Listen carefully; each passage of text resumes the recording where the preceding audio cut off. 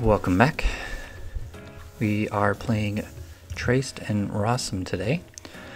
So Treyst says when a card leaves your reserve during the afternoon, if I have less than 5 scrap counters, I gain a scrap counter. If I have 5 or more, I gain exhaust, draw a card, and put a card from your hand in reserve. And it looks like we are playing against Nevenka today. So definitely wanted to try out this Axiom Reprocessor, just to really kind of feel his ability to get the scrap counters as soon as possible. I don't think I want that permanent. I'm trying to do a lot of the removal we have, which is not ideal. Let's see here. Send a reserve target character with hand cost 4 less, and this is a 4 more. Let's see here. I think we keep the Kelon burst in case they play out an Ouroboros.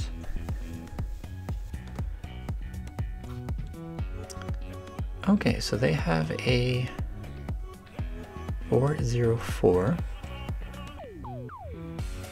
I mean, I guess I technically could remove it, but also if I play this out, we both advance, and then I could actually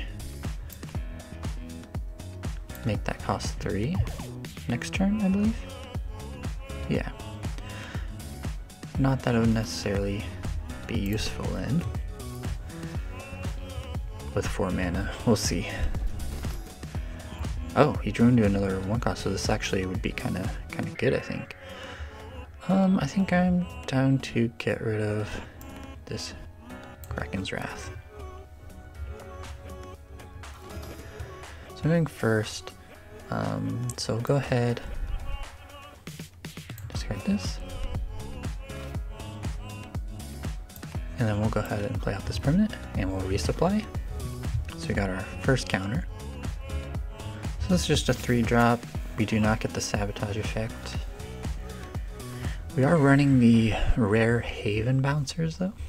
So we have a few different options for sabotage. They have a Robin Hood and a Lyra Chronicler. They can't play any of these from reserve, although they can essentially get a 3 cost out. So I actually could discard this and play the Chronicler. They would probably want to play it over here. So they can really kind of go wherever they want with it, and that'd be pretty good on this turn for them.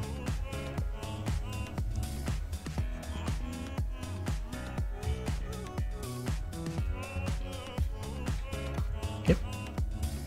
Oh, they discarded that. What was that effect? Oh, resupply. Okay.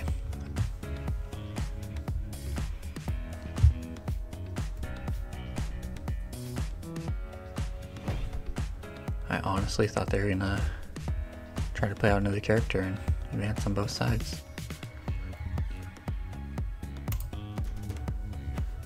We're playing a little slow right now, so we can kind of get to our scrap counter and hopefully gain a lot of value towards the end game.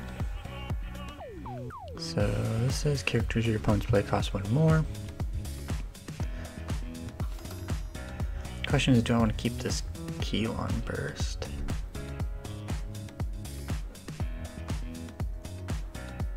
I kind of do, so maybe we'll get rid of that. Oh, I forgot about the resupply. Yeah, okay, so we got lots of options here. Okay, so they did play out the Robin Hood. I think that's fine, because then we can just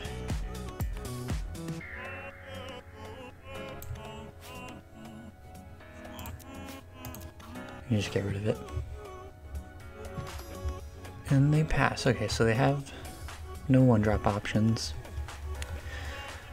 So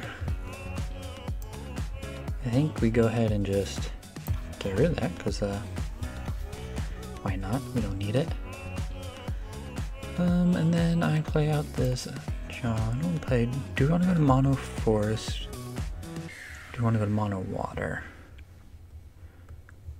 This Kelon elemental is good in water. not so much in forest, so I'm assuming we'll play it next turn. So it might be better for us to go to that side. So we're back to even with the opponent. Doesn't seem like we'll be able to get to 5 on our next turn. Actually, we do have the resupply, so keep that in mind. We'll go ahead and get rid of one of these. This Jian's gonna be good over here since they're competing on mono forest. They have 3 on forest there. This Esmeralda has 0, so they'll want to play it to that side most likely. This is really good from reserve, we like that. So I could just play both these out on this turn and would get to 5. I'm going to be able to start capitalizing on Treyst and Rossum's ability there. Don't want to go to the water.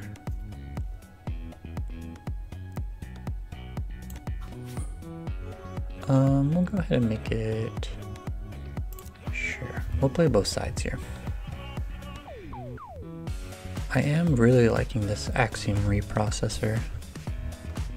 Just the access to the extra cards and just to constantly have something to be able to get those counters up is really nice. So they have 3 floating, 3 cards in hand, so they have a lot of different options. Do we want to...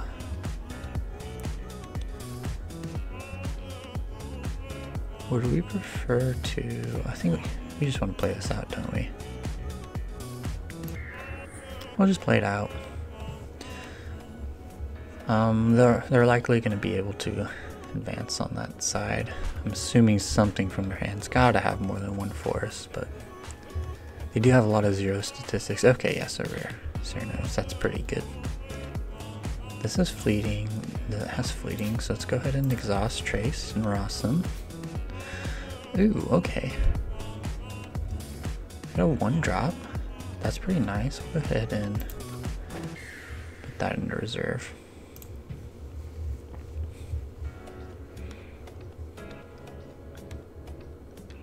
So they're gonna take one side and we're gonna take one side.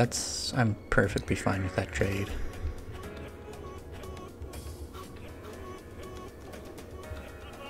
So we are on mono water and mono forest. And they're gonna be going first. Maybe we mana that. Oh, and of course, forgot about the resupply there. So that doesn't really have any targets currently.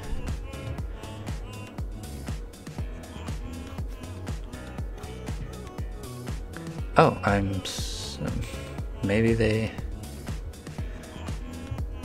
I'm actually really surprised that it's hand cost 4, right? Those aren't hand cost 4. I'm kinda...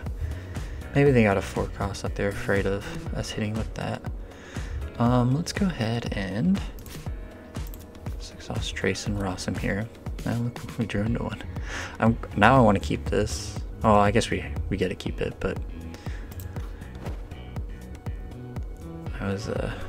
it is kind of funny that they went for that and now we're just gonna kind of play it on them. So let's count this up real quick. 1, 2, 3, 4, 5, 6, 7. We can just play all that. Put this over here. Okay. So they play out the Alice. Holding on to this, maybe they have the rare Studious Disciple, which is a 0/1/1, I believe. Let's just play this here. See what they do with the last resource. Of course, they have a Nevenka activation as well.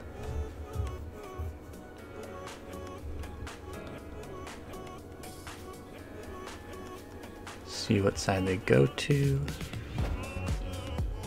Okay, and they pass.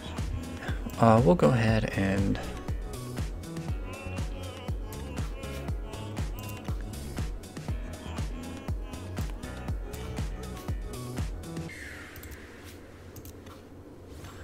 so we each take a side here.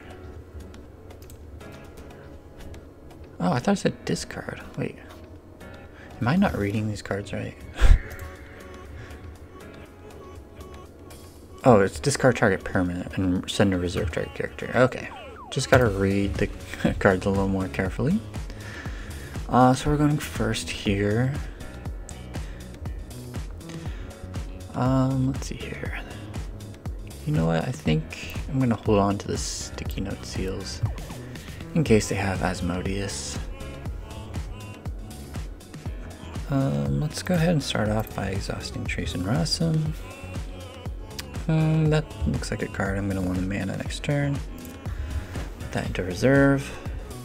Let's just go ahead and... do we want to play out? So 3, yeah, I mean, we could play out that hole.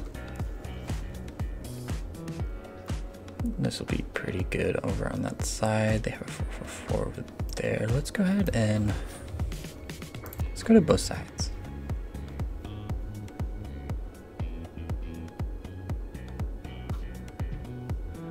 Okay, so the sticky note seals does work on that. They could play it out again.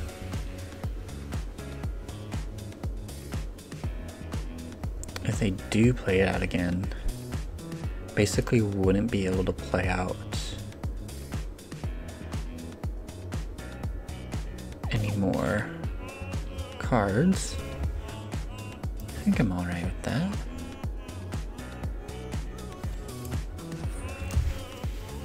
Yeah, I think I'm fine with that, because the next turn they'll go first. Okay, I forgot about the Nevenka activation, but I think that's fine, because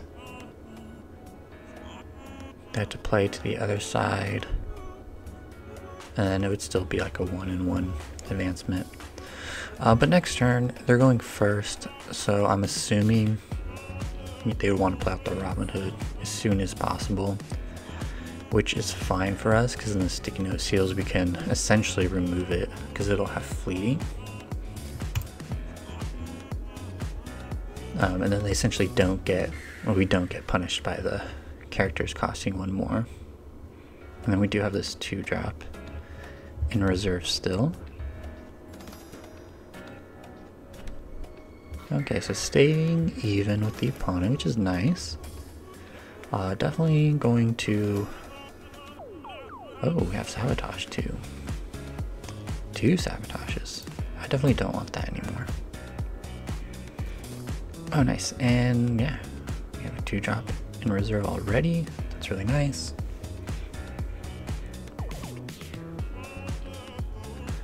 Let's see if they play out this Robin Hood first. Oh, they didn't. Okay. I mean, we're fine with that, aren't we? I can actually sabotage them. So 2/2/2.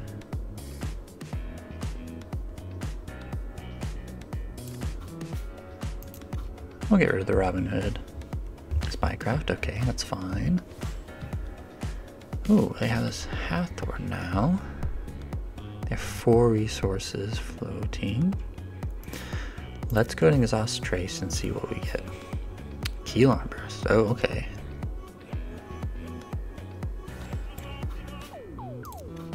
We'll get rid of that. Oh, they're just passing. Okay. I'm very surprised by them just passing. Because then we just double advance here, right? Yeah, I'm very surprised they did not activate Nevenka to Nuki there. And with 4 resources, they must have 2 very expensive cards in their hand then. That'll conclude this game here. So if you're looking forward to seeing us try out all the remaining heroes, stick around and we'll see you soon.